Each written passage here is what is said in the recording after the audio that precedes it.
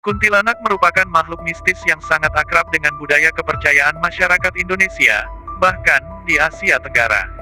Kuntilanak digambarkan sebagai sosok perempuan yang mengenakan pakaian panjang semacam daster berwarna putih, dengan rambut panjang terurai acak-acakan. Ciri khas lainnya dari makhluk ini adalah dari segi suara dan tertawanya yang dinilai menyeramkan.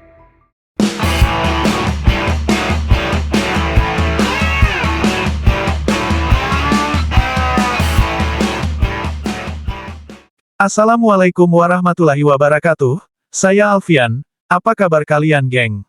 Video kali ini, kita akan membahas yang horor-horor nih geng, kali ini kita akan membahas tentang kuntilanak dan sedikit akan membahas tentang kota Pontianak, di Kalimantan Barat, yang konon katanya awal mula munculnya sosok kuntilanak.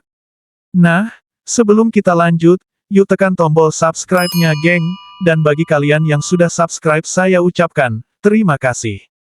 Yuk tanpa berlama-lama lagi geng langsung kita bahas, di Yuk Belajar Bersama edisi horor. Let's go!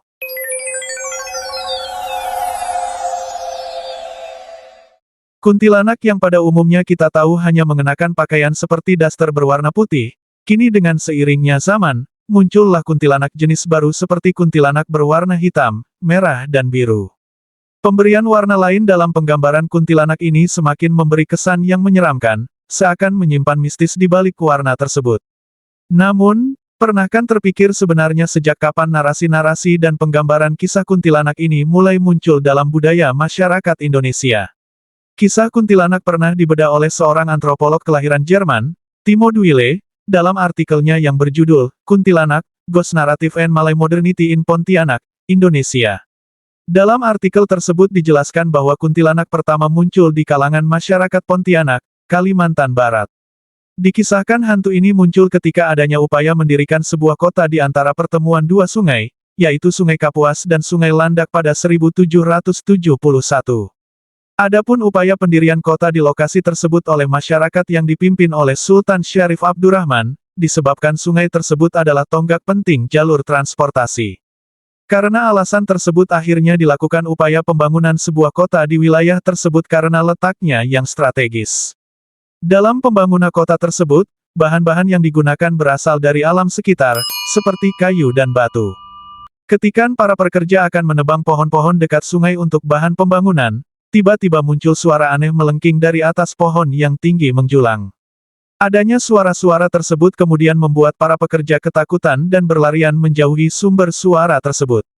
Tidak hanya para pekerja yang diganggu, para masyarakat biasa dan para nelayan pun menjadi sasaran gangguan dari kuntilanak. Rumor-rumor tentang adanya hantu ini yang kerap mengganggu pekerja dan orang-orang yang sedang berlayar di sungai, kemudian sampai ke telinga Sultan Syarif Abdurrahman.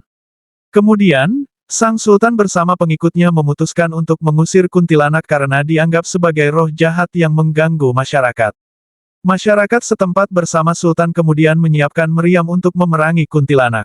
Singkatnya, setelah ditembaki oleh masyarakat dengan meriam, akhirnya para kuntilanak itu pergi menjauhi lokasi kota baru dan berlari ke arah pedalaman. Setelah kuntilanak berhasil diusir, pohon tempat hantu itu berdiam kemudian ditebang dan digunakan untuk membangun masjid agung dan bangunan lainnya. Berdasarkan peristiwa serangan kuntilanak yang terjadi selama pembangunan, akhirnya kota tersebut diberi nama Pontianak, yang artinya kuntilanak jika disebut dalam bahasa Melayu di Malaysia. Pelabelan kuntilanak sebagai roh jahat semakin lekat dan berkembang ketika Melayu modern yang membawa agama Islam menafsirkan kuntilanak sebagai setan atau iblis yang memusuhi manusia.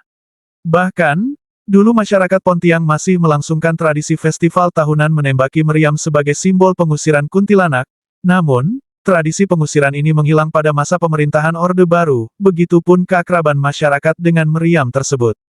Tapi beberapa dekade terakhir tradisi ini dilaksanakan kembali, yang mana pelaksanaan membunyikan meriam ini dilakukan pada awal mula penyambutan bulan suci Ramadan hingga penutupan bulan suci Ramadan, atau pada saat penyambutan malam Idul Fitri.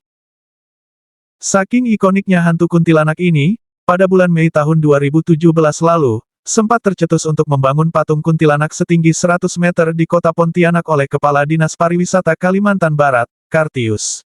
Kartius menganggap hantu wanita berambut panjang itu layak menjadi landmark ibu kota Kalimantan Barat. Namun usulan itu dibantah oleh Wali Kota Pontianak, Sutarmiji. Sambil bercanda, Sutarmiji mengatakan, bingung harus seperti apa patungnya nanti, karena dia belum pernah bertemu dengan hantu wanita itu. Sampai saat ini rencana itu tidaklah direalisasikan. Wah, kalau jadi dibuat patung itu gimana ya geng? Kalau patungnya gak mirip sama mereka, apa mereka bakalan protes ya?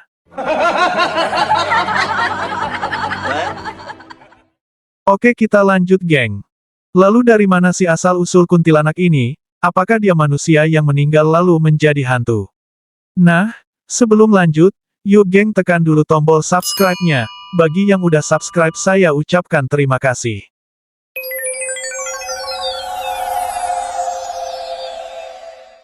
Jadi, kuntilanak ini dipercaya berasal dari perempuan hamil yang meninggal dunia atau wanita yang meninggal karena melahirkan dan anak tersebut belum sampai lahir. Tapi di balik itu semua kebenarannya adalah itu hanya kerjaannya para jin ya geng untuk menakut-nakuti manusia. Terus apa sih yang gak disukai dari hantu ini?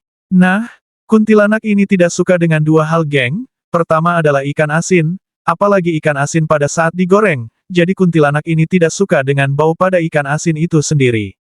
Yang kedua adalah kucing, maka dari itu sangat disarankan untuk kita memelihara kucing apalagi saat ada yang baru melahirkan di dalam rumah kita, karena kuntilanak ini sangat suka dengan bau orang yang baru melahirkan.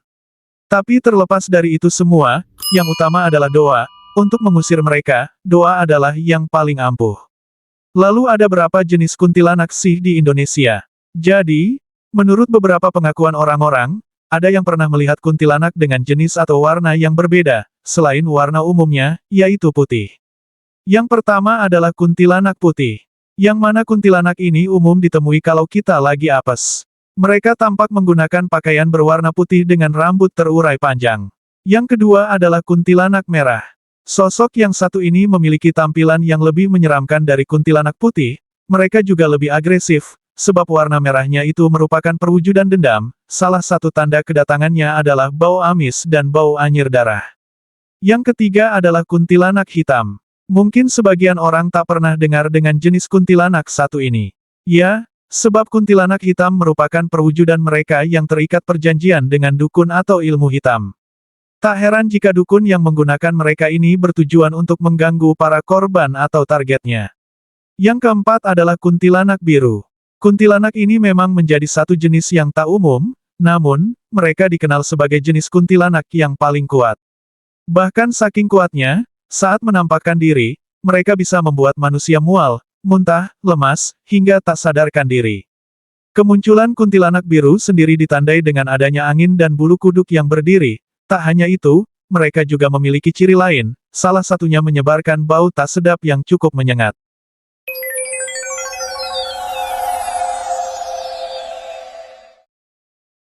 Nah, gimana geng? Itulah asal-muasal dari hantu yang ikonik dari kota Pontianak dari Kalimantan Barat, dan hantu yang sangat dikenal di Indonesia ini ternyata memiliki jenis-jenis yang lainnya.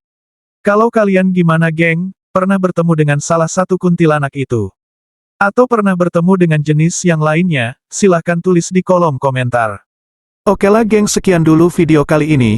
Setelah kita membahas jenis-jenis kuntilanak dan sedikit sejarah tentang terbentuknya kota Pontianak, kalau kalian ada cerita horor lainnya silahkan tulis di kolom komentar geng. Sekian dulu dari saya, dan jangan lupa untuk like, komen, dan subscribe channel ini geng. Kalau ada salah-salah kata, salah-salah data, dan salah-salah yang lainnya, mohon dimaafkan geng. Saya Alfian, tetap tonton video saya, di Yuk Belajar Bersama edisi horor. Bye.